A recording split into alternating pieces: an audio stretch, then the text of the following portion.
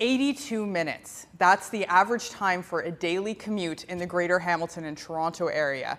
But there is a plan to change this. Good afternoon, everyone. I'm Julia Chapman, a reporter here with CBC Hamilton, and thank you for joining us for a webcast on Hamilton's transit future this evening.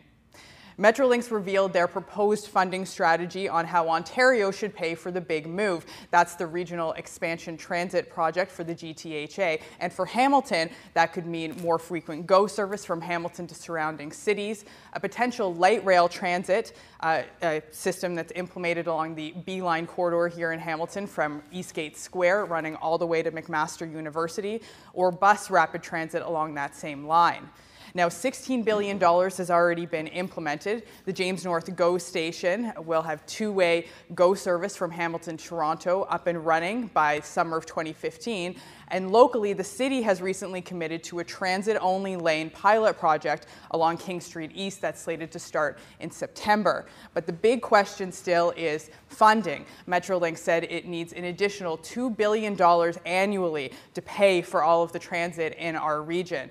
So how will Hamilton afford this? But how can we afford not to? Some big questions to tackle tonight. And here to discuss this is City Councillor Lloyd Ferguson, representing Ward 12 in Ancaster, a ward he's represented for many years. He also sits on the Planning and Public Works Committee at the city, and both of those committees deal with transit. We have Sarah Mayo, a social planner with Hamilton Social Planning and Research Council, and she's written about the affordability of public transit here in Hamilton. And also Richard Corsill, who just finished a term as interim CEO of the Hamilton Chamber of Commerce, a retired president of Hamilton's Airport, and he currently sits on Metrolinx Board of Directors. Welcome to everyone, and thank you for being here. So before we get started and get into some questions, I'd like to remind our online audience that, of course, you can ask questions to the panelists as well in the chat that you see right below the screen where you can see all of us. You can input some questions there. We will take them, and you can hear what our panelists have to say about what you're thinking about what Hamilton's transit needs are. And that goes right into what I'm going to pitch at our panelists first. So we'll go down the line. Richard, we'll start with you, and I'd like to ask each of you, in your opinion, what does Hamilton need in terms of transit now? Richard. Well, thanks very much. And so our role at Metrolinx, as established by the government, was actually to talk about how we can implement the big move. And for those who've been around in Hamilton for a while know that the big move was put together about 5 years ago after a long consultative process that was actually led by Rob McIsaac, who was the former mayor in Burlington and now president and CEO for Mohawk College, put together the big move based on that consultative plan, which identified the kinds of transit needs across the region. So this is a regional plan. It's not just a Hamilton plan. It really talks about how we become part of the entire region and how we connect Hamilton to the rest of the region. And within that plan, it talks about things like LRT for Hamilton, both in east-west and a north-south line, as well as increased GO service, electrification of GO along the Lakeshore line, and the ability to be able to increase service into the network. And then I think the other piece that I would want to comment outside of what Metrolinx has done is, in fact, and I think Lloyd will talk about this, is the Rapid Ready report the city has done.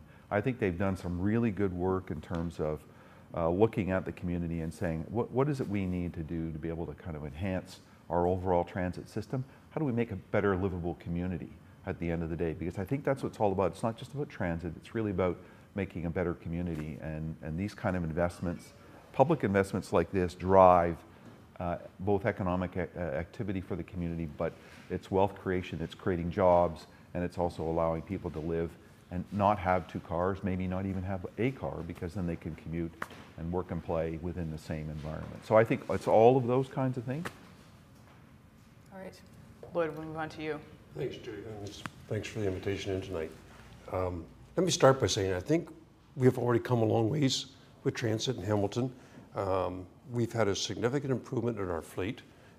Thanks, I'm partial to the federal government with their dedicated gas tax.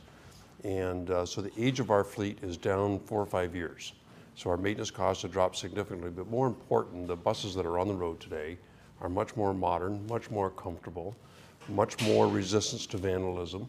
And we brought in these articulated buses on the B line, which can carry almost twice as many people as a conventional bus.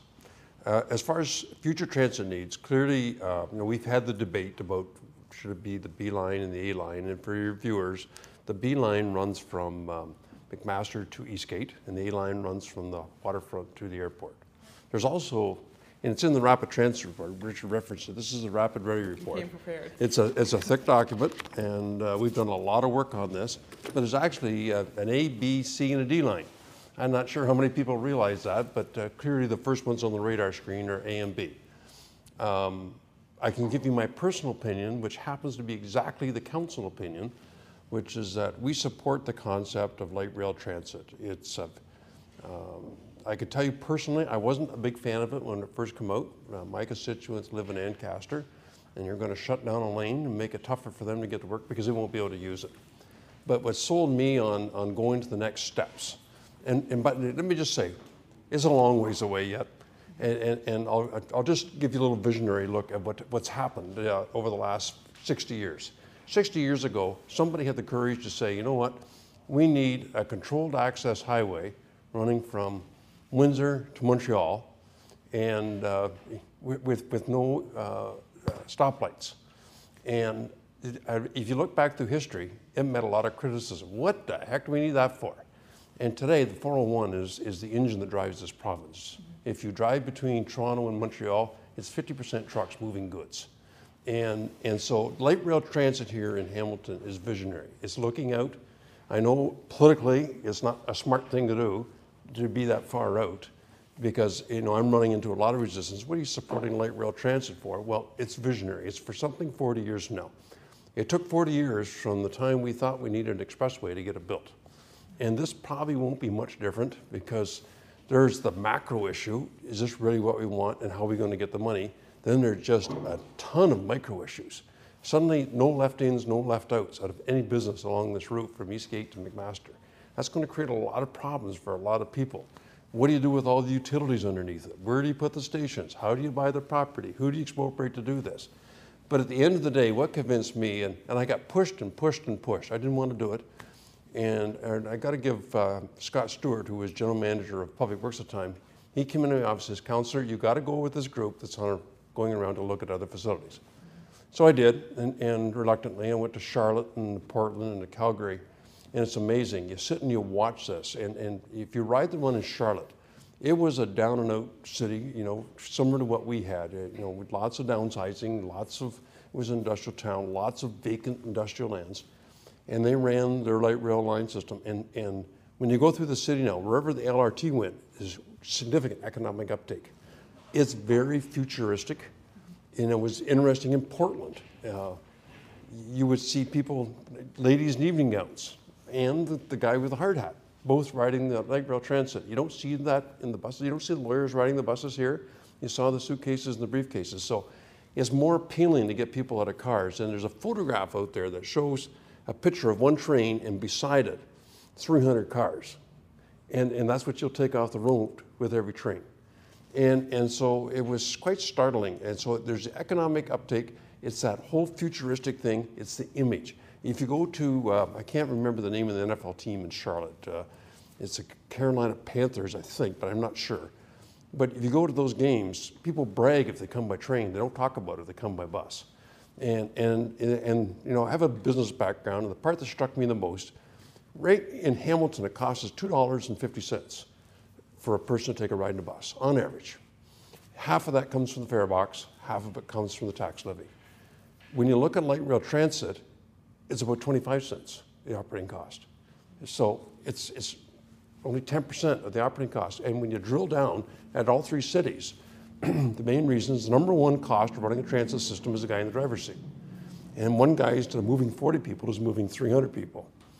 The second biggest cost is, fuel. It runs on electricity, not on diesel. And third is insurance costs. And a bus weaving in and out of traffic all day is a high insurance risk.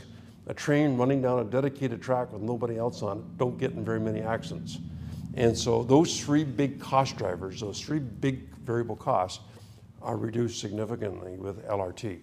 And so in my view and council's view, we decided we're going to move forward with this. We're going to take it to the next steps.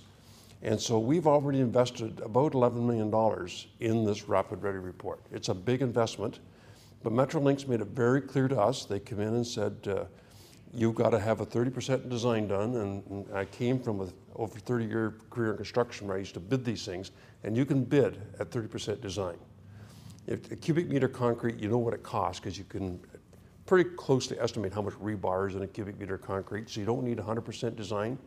So we're at that point now. 30% done design is finished, our cost estimate is done, our station locations is finished, and you know, you listen to Metrolinx, they say we're way ahead of most of the municipalities on the technical side. And that's why I got a kick out of Hazel saying we're going to chuck them out. Well, if I was Hazel, I'd say the same thing because I'd be nervous when Hamilton's way ahead of them on the technical side. So I'd find a way to make my competition a little weaker. So I don't blame her for saying that. I fully expected her to say that. And that's because we're ready. So the big nut here, though, is how do you pay for it? And so our council has gone on record that we do not support any new taxes, nor do I. You saw in your opening comments, you've already spent $15 billion, Metrolinx, on the first phase of the big move, all in Toronto. Hey, what about us?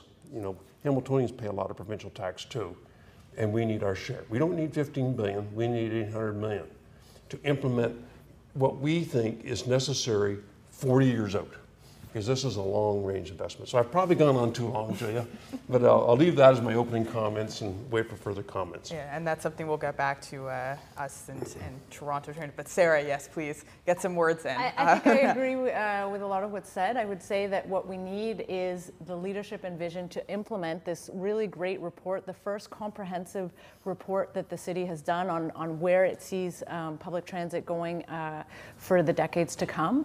And the vision to see public transit as much more than about congestion, about improving quality of life in every way that matters. So in terms of improving employment prospects for low-income residents, that they can access more jobs in further areas of the city, air quality for everyone, not just, which helps drivers as much as anyone else.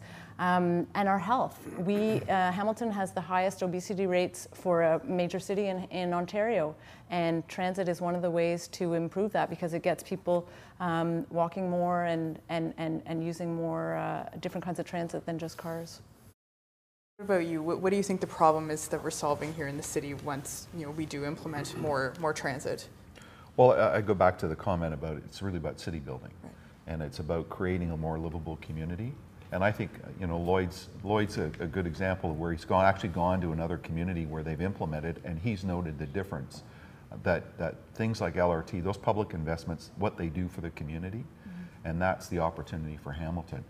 LRT and the investment in LRT will end up driving other economic development, other investments in our community that will create jobs, that will create opportunities for people to live downtown and be able to get around downtown and connect. And if you think about it, it's just not LRT, it's about how LRT is our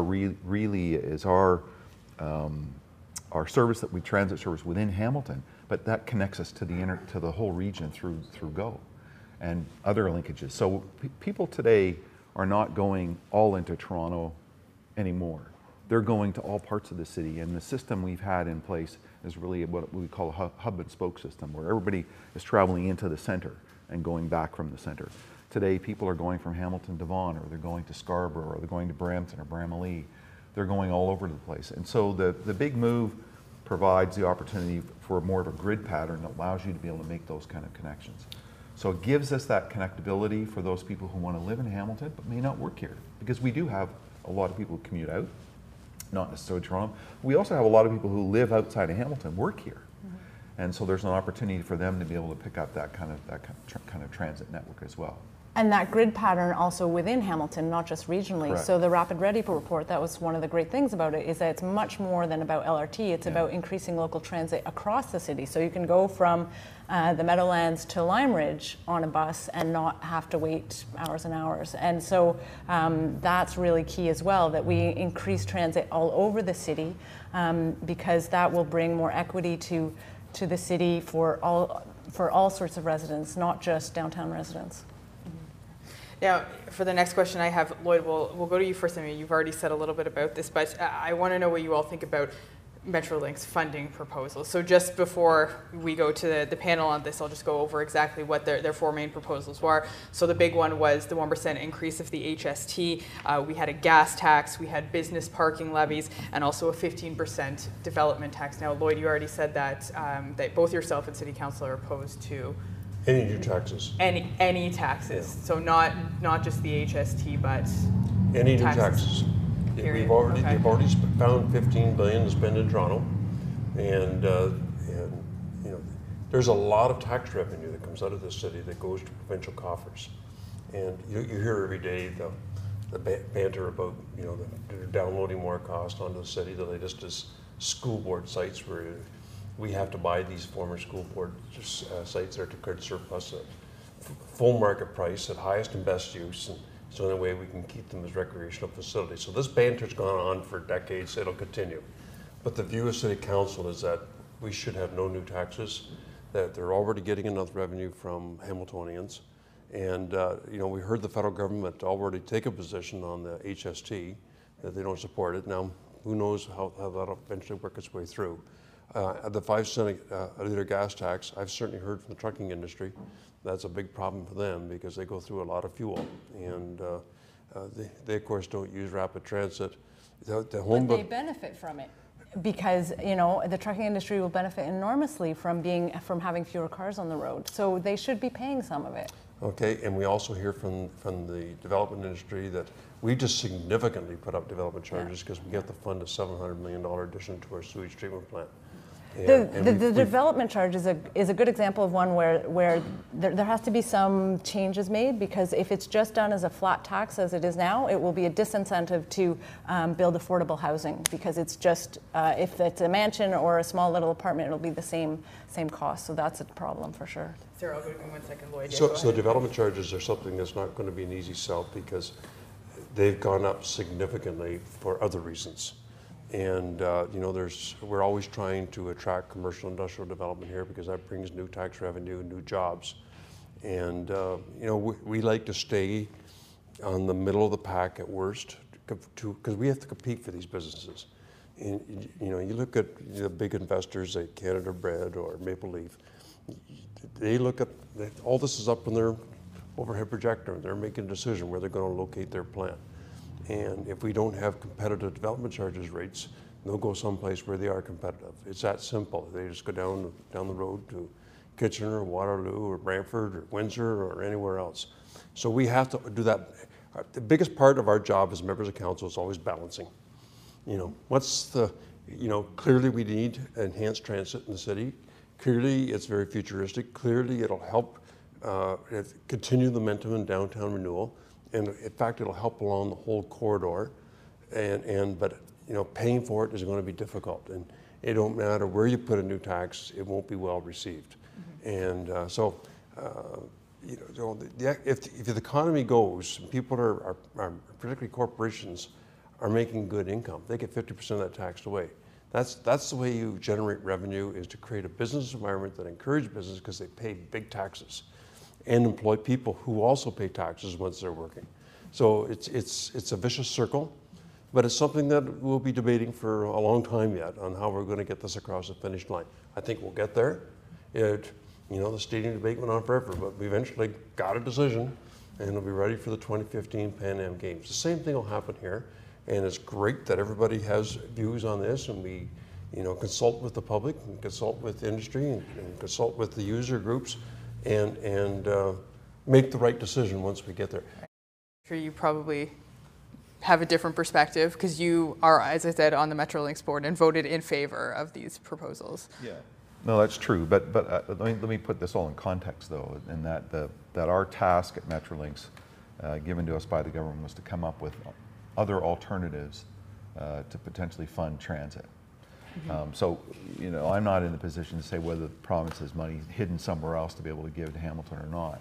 But what I can talk about is the fact that the recommendations that have been put forward were based on looking at best practice around the world and looking at what other transit authorities are doing. And if you look around the world, there isn't another transit community that is proposing the kind of work we're proposing that doesn't have an alternative source of revenue. In other words, there isn't anywhere where it's all provided through the normal tax base. They have dedicated streams, so anywhere you go, that's what you'll see. And that's the big issue, and I think that's the problem that we all have to deal with at the end of the day, is how do we find those additional funds to be able to implement a project of this size. I mean, it's huge. I mean, $32 billion, pretty significant. So that's the challenge. And so what we've done is through our work is identified what we thought were what made the most amount of sense for this market, and looking at, again, best practice around the world. So we've come up with our recommendation to the province. Now it's the province has to decide at the end of the day whether they want to accept any of those recommendations. They can do something, completely different, and they'll have to. I understand Lloyd's concern and City Council. I mean, 16 billion went to basically Toronto and North York. Billion. Sorry, you're right, billion. And but I think what we're hearing from the province though is that that was a different time. We had the money there. We're now in a big deficit circumstance. We're going to have a hard time covering off deficit as well as paying back the debt. And so that's the big challenge. And I think if you look at the Don Drummond report, he actually looked at the financial situation in the province, and I think he has acknowledged that the money's not there to find that kind of dough. The other challenge I think we would have as Hamiltonians in saying, we only want our 800 million. What about all those other communities around us that are in the same circumstance? Now all of a sudden it's not 800 million, now it becomes 22 billion or 30 billion, because now you're talking about funding in Mississauga and Brampton and Oshawa and Pickering and Bowmanville. I mean, all around us have the same circumstance. And the other challenge for us is I think it puts us in a bit of an odd spot, because all those other communities have said we're in. And even Toronto, who's not said we're in, but they haven't said they're out either. They've kind of said yes to some things, but not no to others, or they're not saying no to anything. So that's a challenge we're going to have to deal with as a community in our negotiations with the province. And I think and Lloyd's right. I mean, this all has to be worked out yet. Mm-hmm. And that'll be the big challenge going forward, is how do we do that? Definitely. Sarah, we heard a little bit about what you thought about the gas tax, and I saw you nodding when Lloyd was speaking about the development tax as well. Now, what about the HST increase, though? When it comes to affordability, that's really what people are going to feel. And that's the one that has the greatest portion of the funding, and so that one will be most noticeable. But we have to remember that while sales tax is generally regressive, the Canadian Centre for Policy Alternatives just came out with a report saying that under the current circumstances, they actually consider it okay to use a regressive tax like that, because so much of the benefits will be for low and middle income residents. So people are paying for direct services that they will get. And so it's not it's not a black hole like many other taxes have been, where people feel like they're just, who knows what happens to it. And these are going to be in a separate trust fund with accountability and transparency to know exactly how it's being spent. That will make people feel much more confident that it's a useful tax. Yeah, and I think there was even a suggestion within the Metrolinx recommendation that there may be an opportunity to look at some kind of tax credit system for those in lower income, and that's to offset that's some what of the city should be pushing for, is to say, okay, the mobility tax credit that that Metrolinx is proposing, maybe it needs to be enhanced. It doesn't apply, for instance, to the gas taxes, just for the HST. So there's ways of increasing the affordability for low-income residents. And just for people who are tuning in right now, we're talking about Hamilton's transit future. I'm here with Richard Corsill, Lloyd Ferguson, Sarah Mayo. And if you want to pitch a question at the panelists, you can do so. There is a chat box below the window where you can see us right now. So you can put your question in there and hear what these guys have to say about it. And we do have a question from our online chat right now. So Chris from the chat supports LRT funding, and he asks, why are we not leading the charge to make our city attractive for commercial and residential use while becoming healthier and more sustainable? I'll take the first crack Sure, at that. okay. I was going to go to you first. Why are we not anyway. making it more attractive for commercial and residential use? We are. And let me tell you how I can prove it. Okay. I love key performance indicators with no BS. And the best KPI I could think of in measuring our attractiveness to investors is the value of building permits issued. We issued 1.5 billion last year, more than Burlington, more than Brampton, more than Mississauga, and more than Toronto. So that's an owner coming in, paying his development charges, paying his park dedications, paying for his building permit with a low bid contract ready to go. And so you can't BS that number. And so that signals to me that we're past the cusp, we're on the uprise, and we are becoming more attractive for residential and commercial and industrial. On the residential side, clearly our real estate costs less than Toronto, and that's what's attracting people into Hamilton. You talk to the realtors, and a lot of their business is coming from young couples in particular who can buy a much superior home in Hamilton versus a little bachelor condo in Toronto. And I think the all-day two-way GO Transit is part of the thing that's appealing them over here because they see they can just go down James Street, get on this train, and get through to Toronto. And so that's how we can also make it more attractive. But I don't want 30,000 people every day getting on the Queen E and driving to Toronto for work. I want them to get that work here. And so we have to work every day at beating our competitors, whether it's Mississauga or Kitchener-Waterloo or Brantford, or Windsor or Michigan, Detroit, you name it, make our place better. And the one thing that they always look for is transportation. And we don't have congested roads right now. And we have a little bit on the 403 where the link hooks up in the morning, which we need to deal with. But 40 years from now, we will, as we continue to grow. If we keep issuing $1.5 billion a year in building permits, look out, the roads are going to fill up. And that's why we need to start talking LRT right now as a way to get people out of cars so that we don't plug up our roads and make Hamilton a poor place to invest because of the transportation. I mean, the development charges, we got to be competitive, and we are. Our taxes have to be competitive. And I hear a lot of debate about taxes in Hamilton. We're almost in the middle. If you take a $300,000 house, and we've seen it compared to just about every other city across the province of Ontario, we're right in the middle. Where we're hurting badly is we have the highest number of seniors per capita in the province and the highest number of people who are low income, live below the poverty line. So as a percentage of your total revenue, your total income, household income, we're the highest in the province because we have a lot of people who are making significantly less than you would if you're living in Burlington or Toronto or Oakville. And so that's where the line gets skewed. But a $300,000 house, if you take a typical assessed home, and you can pick any number you want, whether it's 200 or 500 or 100, if you take assessed value, put it against the mill rate, we are right on average with everybody else, despite the fact that we have incredibly high social service costs. Because people who have needs don't migrate to Orillia or Simcoe or even Burlington. They go to Toronto, Hamilton, Ottawa, large urban centers who have the facilities available to them. And that cost was downloaded to the municipalities, and we're absorbing that at the same time, keeping our tax levels low. For the last 3 years, we've been 0.8%, 0.9%, and 1.9%, way below inflation. Now, we got more work to do. Can we do more? Probably. And that's what we'll keep chipping away at every day. Sarah, what do you think about what Chris had to say and what Lloyd had to say as well? I think that we, in terms of taxes, I mean, his question was more about development, but I think that in terms of taxes, we have to remember how much we used to pay in taxes not that long ago. We used to pay 2% more in the GST. We used to pay, before the Mike Harris tax cuts, the equivalent of about $15 billion a year extra in taxes in Ontario. So there's room for us to go back to a bit more taxes so that we can have improved quality of life, things that will do exactly what he's talking about in terms of health, in terms of economics, and all the other benefits that come from transportation, public transit.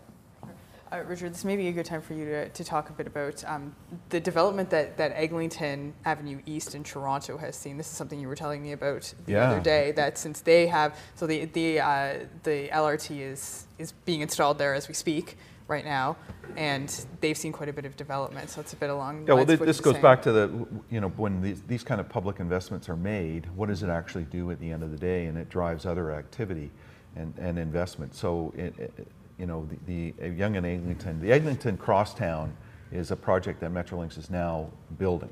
And in fact, the boring machines are about to get launched. But the developers along the Yonge-Eglinton line, where the Eglinton Crosstown will be, are now out promoting the fact that they've got a product on the market that is close to that line, right at the station. So they recognize that drives value for them, it drives attractiveness for them in terms of their ability. People want to be near that line. And it happens everywhere. It's not just happening in Toronto. I mean, Lloyd was right. I mean, you look at Charlotte or any place that he goes to, wherever that line is, especially at the stations, that's where the development takes place.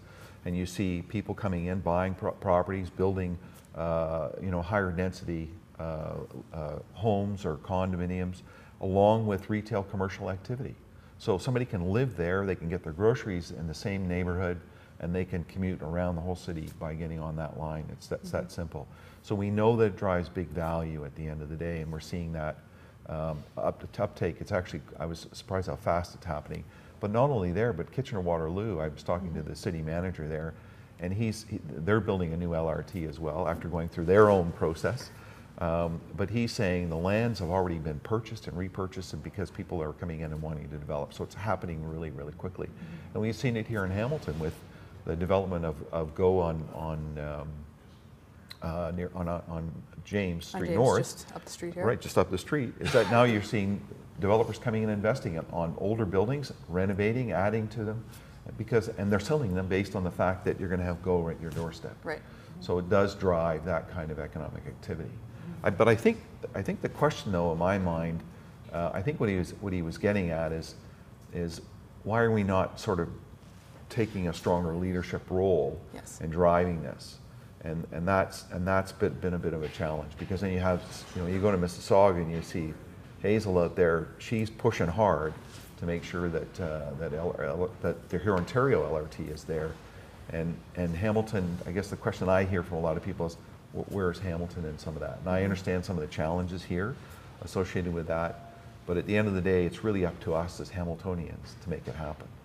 So we all have to play a role, not only City Council, but all of us need to play a role in helping make that happen. I know the Chamber's been very active in the community on pushing hard on this, with the participation of City Council. In fact, Lloyd sits on one of our task force for LRT, along with Jason Farr and Ryan McCaddy. So, we're now building that cooperative approach to actually be at Queen's Park to say, we're here, and in fact, we're doing a lot of work with Metrolinx now to make sure we're ahead of the curve in terms of development.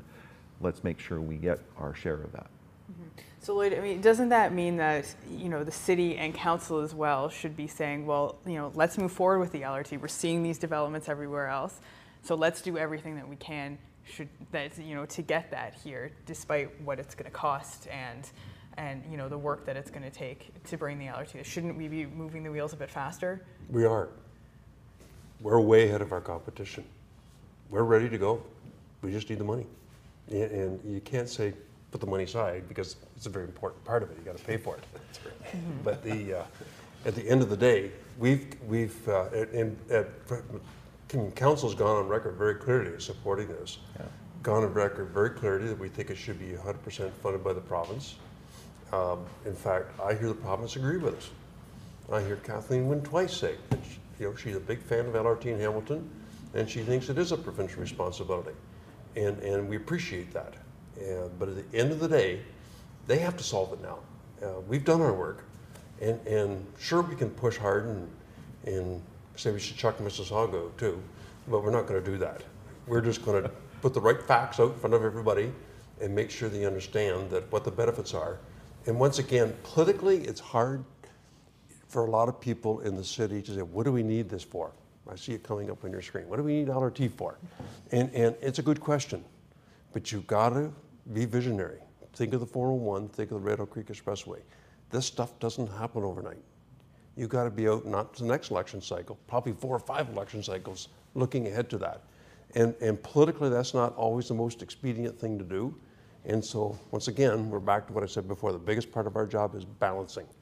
And so we think we're doing the right thing. We think we've made the right decisions. We think we're technically ready to go. And so we're just waiting for the funding to start the next steps. And then we're going to get on to all the micro issues. And then watch the negativism start to pour out. And, losing one lane, one dedicated lane on King Street from McMaster University Eastgate is going to be a tough sell. I know Chad Collins is concerned. He has a lot of businesses on Queenston Road that runs on McMaster. Well, how are people going to access those businesses if they can't left in, left out? They're only right in, right out. And that's going to be inconvenience to all those businesses' customers. So how do we manage that? So it's going to be exciting, but I enjoy this stuff. I enjoy getting into the complicated stuff. And, whether it's renovating City Hall or redoing Wilson Street and Ancaster, that as a council and as a city, we're in good shape. We just need the province to come through now with what they said they would. Sarah, do you agree with that? Is Hamilton in good shape?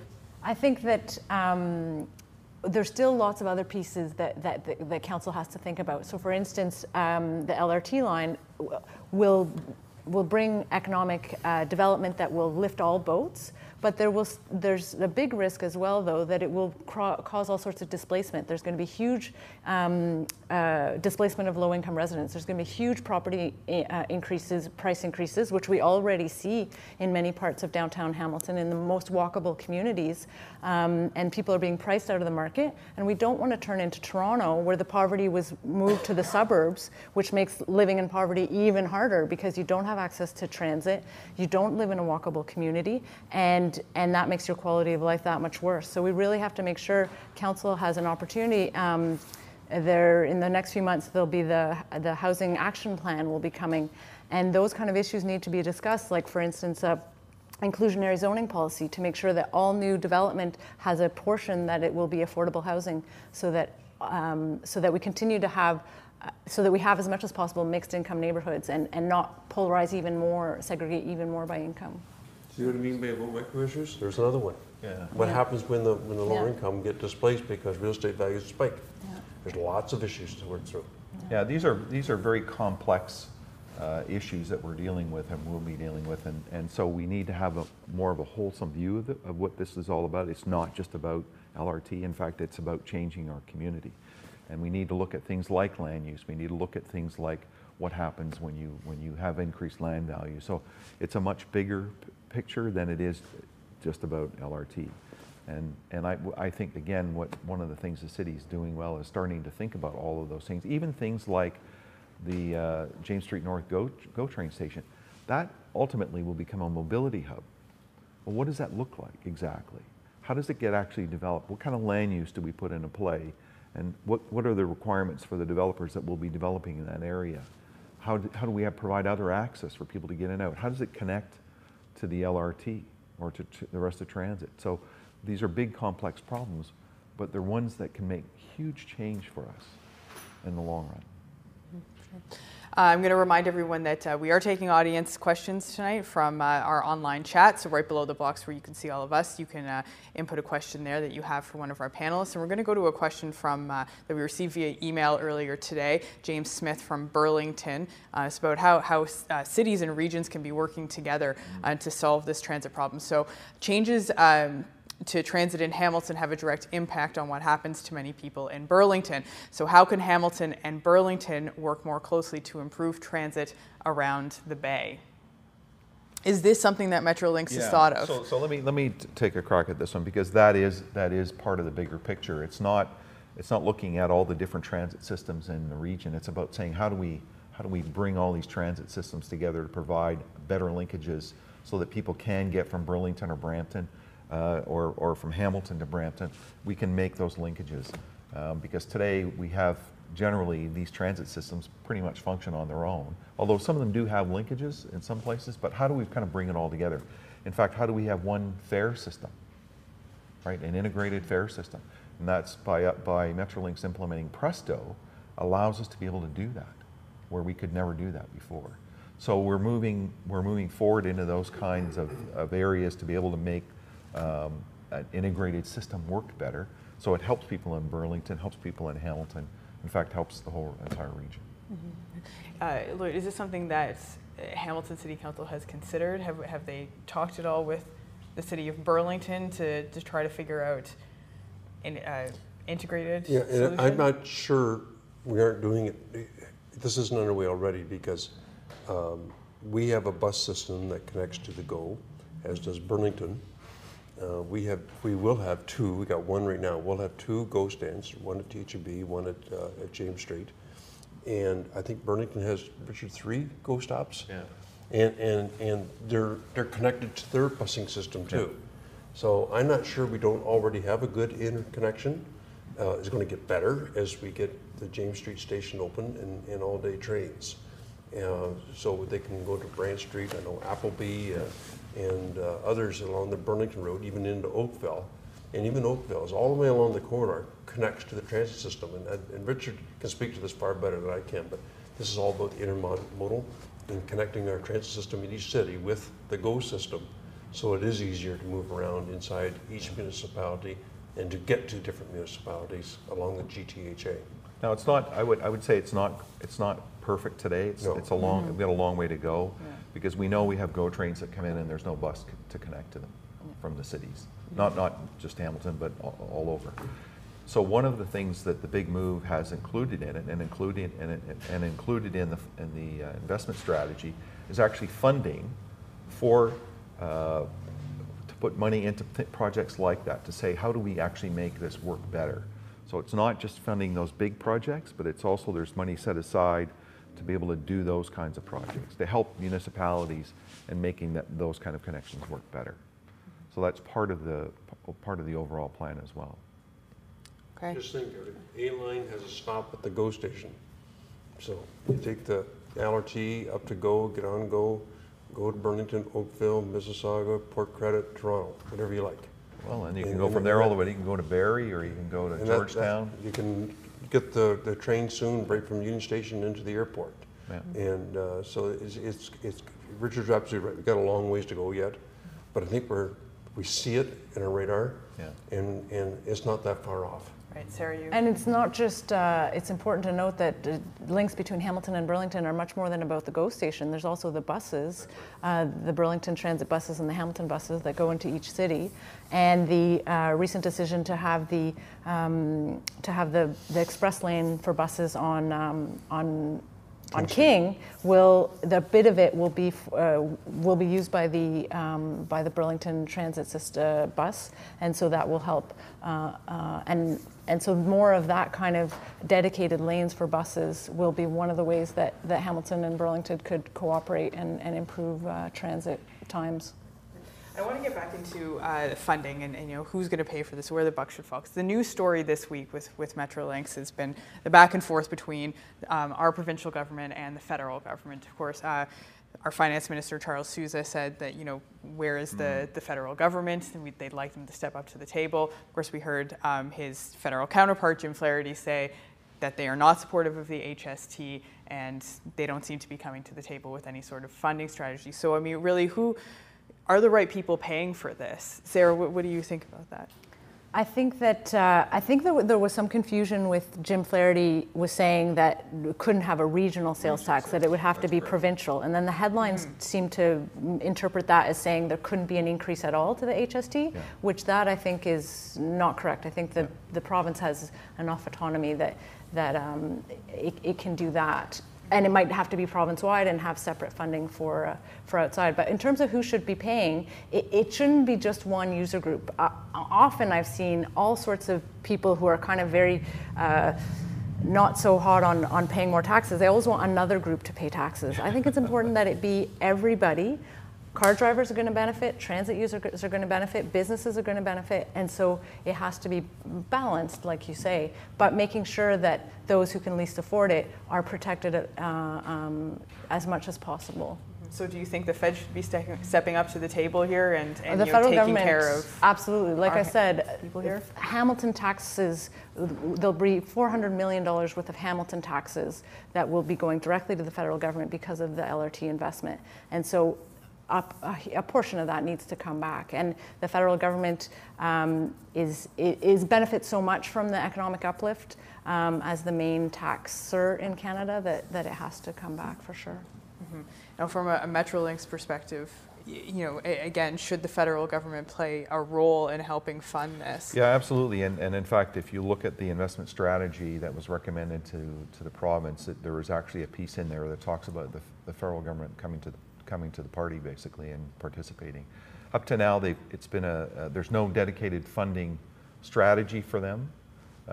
They've kind of pick and choose projects that they'll provide money into, because they have put money into some projects. Kitchener is a good example where they've put in a third of the cost, but there's no overall plan. And I think anybody who's in the transit business, whether you're in Toronto, Hamilton region, or you're in Montreal or Vancouver, the question is where are the feds in terms of their investment strategy for transit? Mm-hmm. And there isn't one today. So the province, I think Metrolinx has said that we believe it's there. I think the province is taking steps to say we'd like to talk about that. I agree with Sarah. I think the HST issue is you can't have a regional HST. Mm-hmm. I get that because it would be just so complex to manage. But you can do it certainly across the province, and the funding that's generated in the GTHA would stay here through the investment trust fund. But then you would also have other funding that could go back to the other parts of the regions in Ontario to help support some of their infrastructure issues, because we know everybody has infrastructure issues. So I think there's a mechanism there. But yeah, the province needs to be chasing the feds. The feds need to be at the table and participating. And at the end of the day, I'm with Sarah too, in terms of you need to find a good balanced approach because again, this isn't just about moving people from A to B. It's about all our communities and how we make a livable community, and we all benefit from that. So we all have to pay in some way. And I think when Metrolinx did its work, it looked to try to find that balance, and that's why you'll see things like HST, which covers everybody, but then it goes after the drivers who are buying gas to say, you're using the system more, you should be paying a little bit more, and the same with the guys in the trucking industry. Look, I represented business for a while in the chamber, and I still do on the Ontario Chamber. But no, at the end of the day, nobody wants an additional tax. I get that, but at the end of the day, if we believe we need to do this, and I can tell you, I heard loud and clear at all the public meetings that I attended with Metrolinx and within the business community, that everybody said we need to fix this because it's broken and it's going to get much, much worse. The tough part is, how do you actually pay for it in what specific areas? I think I actually saw people stand up and say, we need to fix it now, and I'm prepared to pay. Right? I actually heard people say that. And the issue now is, how do we do that? And nobody's going to like it. Nobody likes taxes. But at the end of the day, if we truly believe we need to do this, then everybody needs to step up. It's an easier sell in Toronto. I commuted to Oakville for a number of years, and I first started commuting, it was 30 minutes. When I retired, it was an hour and 20. They're staring the problem down right now. The tougher sell in Hamilton is, we're going to stare that problem down in 20 years, and it takes a long time to build this thing. Yeah. Let's get out ahead of that. There's the economic development uptake, there's the futuristic part of it, but it's getting out ahead of the congestion and be ready for it, because Hamilton is on the uptake, a lot more people moving here, and so we need to be ready with some kind of a transit system that can handle that growth. Right. And we have about 10 minutes left, and we have a good question from a user on our live chat, and that question is, why do we need LRT? Why not more express buses? I've made it from King to Dundurn to Maine and Kenilworth in 16 minutes on the B line, and that would obviously be on a bus. So again, let's go back to that first question. Why do we need LRT? Sarah. There's many other options. Another option would be, let's put all the tax money in making transit free, and then we'd get way more ridership. There's all sorts of other alternatives, but I think in terms of LRT, my personal opinion is we're missing a boat if we aren't on LRT. It's happening in Waterloo, it's going to happen in Mississauga, it's going to happen in Toronto. We're going to be the only major city in our area without LRT, and Ottawa. So we're going to lose our momentum and be seen as a city stuck in another era. And so we have to compete with the other communities, attract a skilled labor force, and all those other things that helps economic development here in Hamilton. I mean, the driver for LRT, again, isn't just about getting people from A to B, it's about building a bigger and better community. And LRT drives that kind of investment to take place. Metrolinx actually did the business case around BRT versus LRT. While BRT is lower cost, the economic uptake is much, much lower. There's a much greater uptake in terms of LRT. And for all the reasons that you're seeing in Eglinton now and in Kitchener-Waterloo and Ottawa now doing it, because they recognize it helps build community, gets the investment, and drives other benefits to the community. And I think, go back to Lloyd's comment about we want to be an attractive community to attract new investment to people to come here. That's one of the big elements is for people to get around and be able to live and work and play in the same place. And LRT costs 75% less to operate. Yeah. Operating costs run and run and run forever. And everybody will use it, right? I mean, you saw it in Portland where people were getting on, and ladies getting on in long gowns and tuxedos for the men. I mean, people will use, it's just human nature, people will use LRT more than they use bus. Mm-hmm. But I mean, if we're talking from affordability perspective, probably something that we can implement faster than building a whole LRT system. Like, is having rapid bus transits, in interim solutions, it's something that we can get quicker. Is it worth getting something like that in quicker, so at least there is a different solution in the meantime? Is it worth getting LRT in quicker? Is it worth going to bus rapid transit because it's something that is more cost effective in the interim? And is it? I'm not sure it is. Maybe on the capital side, but not on the operating side. Mm-hmm. And it doesn't. You don't see the economic uptake on BRT that you do in LRT. So purely from an investment point of view, LRT is a much better investment because the returns are so much bigger. BRT, you don't get the same returns, and you won't get that investment to take place. But it's a good point. The LRT is going to be a long process. The construction phase is going to be difficult, and people are going to complain. And so that's why the city has to make sure that they're investing in all sorts of other transit, not just LRT, because so that people feel like, okay, there's other things happening. It's not just all about LRT, and it's not in my neighborhood, so it's useless. That we improve transit on the mountain, in the suburbs, so that there's a momentum for all kinds of transit in Hamilton. And the Rapid Ready report the city has done is actually identified where those other places in terms of additional transit would benefit. So if you do LRT, now all of a sudden you've got buses that are not running that route that can go to other locations. So you can attract more ridership than you can today. You can put more people, give them more access to transit than exists today because you've now put more transit out there. I know we're getting towards the end of our chat, so I have one final question that I want all of you to take a go at, is what is the cost if we do nothing at this point? Sarah? I think the cost of doing nothing for a lot of families is the cost of a car. The CAA says that makes your life so much worse because you have so much less disposable income. So that's the cost of doing nothing, is too many people having to buy a car or operate a car when they can't afford it. Cost of doing nothing over what time span? Next 5 years probably cost you less, a lot less. You don't have to invest $800 million. It's that 30, 40 years out. And what it'll cost you to do it then, and how congested we are, and whether we're still an appealing city, as Sarah says, when all our major competitors, Kitchener-Waterloo, Toronto, Ottawa, are all putting in LRT. And so we aren't able to move people in an efficient way. So if you're asking me what's the cost of doing nothing for the next 5 years, we're going to save money if we don't do anything. But it's out, in the long term that'll have a significant impact on us. And I think the public needs to find that number. I think we got to turn to our economists and say, project this for us, and help us figure this out. And because it's not an easy decision. And I'm gonna keep going back to it, but the Red Oak Creek Expressway, look at the opposition we had to that. I don't know, you may have been in elementary school then, but there was a big public outcry to not do it from an environmental perspective. But now I don't know how the city could function without it. It's plugged. It's already, if you get on the link now, it's stop and go at rush hour. What would we have done without that? And they're gonna ask you the same thing. We don't do a BRT or LRT. What's it going to be like 20, 30 years from now when everything's plug solid?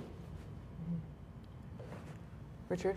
Well, I know Kitchener-Waterloo wrestled with this because at first they were saying no to LRT, and they actually went and did some research and said, okay, if we're going to deal with congestion, what kind of investment do we need to make in roads and highways?